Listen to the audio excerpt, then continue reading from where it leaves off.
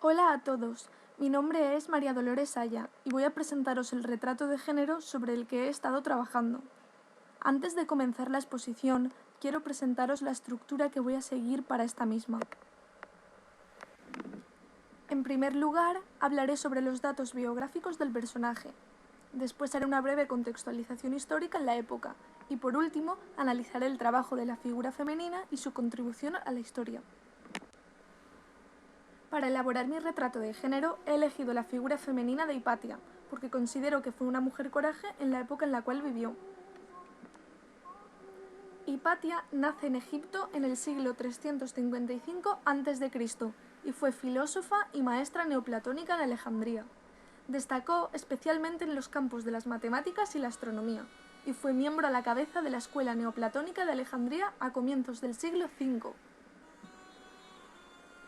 Fue hija y discípula del astrónomo Teón. Hipatia es la primera mujer matemática de la que se tiene conocimiento razonable, seguro y detallado. Desgraciadamente, y según fuentes, Hipatia murió a una edad avanzada, entre los 45 o 60 años, dependiendo de cuál sea su fecha correcta de nacimiento. Murió linchada por una turba de cristianos. Dicha turba estaba dirigida por el arzobispo Cirilo. Para este, la influencia de Hipatia entre los altos cargos de la política imperial y municipal representaba una gran amenaza. Envidiaba el prestigio social que gozaba entre las capas sociales altas de Alejandría. Por todo ello, decidió iniciar una campaña de difamación contra ella, presentándola como una bruja peligrosa entregada a la magia negra que había embrujado a Orestes para enfrentarlo a los cristianos, entre los cuales la filósofa creaba ateos.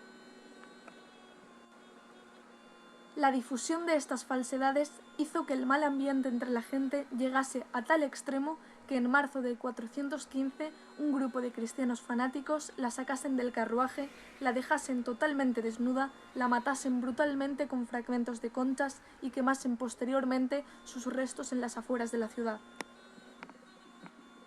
Los movimientos feministas la han reivindicado como paradigma de mujer liberada y mujer coraje, incluso sexualmente.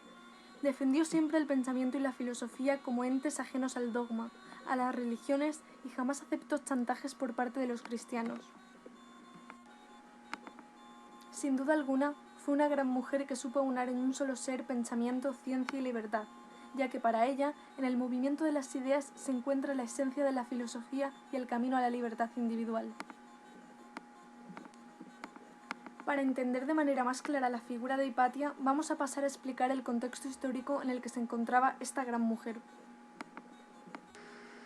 Egipto era sede de una de las comunidades cristianas más importantes del imperio, y el patriarca de Alejandría gozaba del máximo prestigio e influencia. Durante los siglos IV y V, los conflictos doctrinales y las luchas de poder entre los patriarcados, en especial entre Alejandría y Constantinopla, fueron constantes. En el siglo IV se dio en Alejandría un pequeño renacimiento científico, iluminado por la más famosa de todas las mujeres de la ciencia, Hipatia. Según otras fuentes, cuando Hipatia nació, la vida intelectual de Alejandría se encontraba sumamente confundida. El Imperio romano se estaba convirtiendo al cristianismo, y era muy frecuente que los cristianos celosos solo vieran herejía y maldad en las matemáticas y la ciencia. Algunos de los padres del cristianismo resucitaron las teorías sobre una tierra plana y un universo en forma de tabernáculo.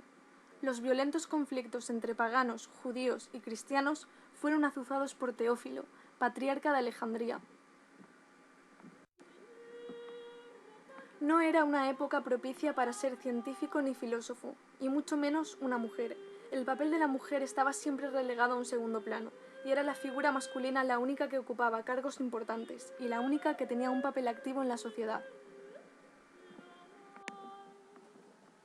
Según fuentes, poseía un carácter muy singular para su época. Era una mujer entregada al pensamiento y la enseñanza, en plena tardoantigüedad. Su fidelidad al paganismo en el momento de auge del catolicismo teodosiano como nueva religión del Estado romano y su muerte a manos de cristianos le han conferido gran fama. La figura de Hipatia se ha convertido en un verdadero mito. Desde la época de la Ilustración se la presenta como una mártir de la ciencia, y símbolo del fin del pensamiento clásico ante el avance del cristianismo. Escribió sobre geometría, álgebra y astronomía. Mejoró el diseño de los primitivos astrolabios, instrumentos para determinar las posiciones de las estrellas sobre la bóveda celeste, e inventó un densímetro. La filósofa llevó a cabo descubrimientos sobre curvas cónicas que desmontaban las teorías de que los planetas giraban alrededor del Sol en forma circular, ya que se preguntaba el porqué, por ejemplo, de las estaciones y el porqué del hecho de que el Sol se viera mayor o menor en una época del año determinada.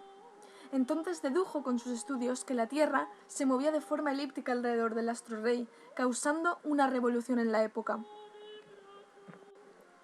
Esta mujer se encargó de educar a una selecta escuela de aristócratas cristianos y paganos que ocuparon altos cargos, entre los que destacan el obispo Sinesio de Cirene, el cual mantuvo una importante correspondencia con ella, Esiquio de Alejandría y Orestes, prefecto de Egipto en el momento de su muerte. Las fuentes que he utilizado para elaborar este retrato de género han sido bibliográficas y muchas otras procedentes de Internet.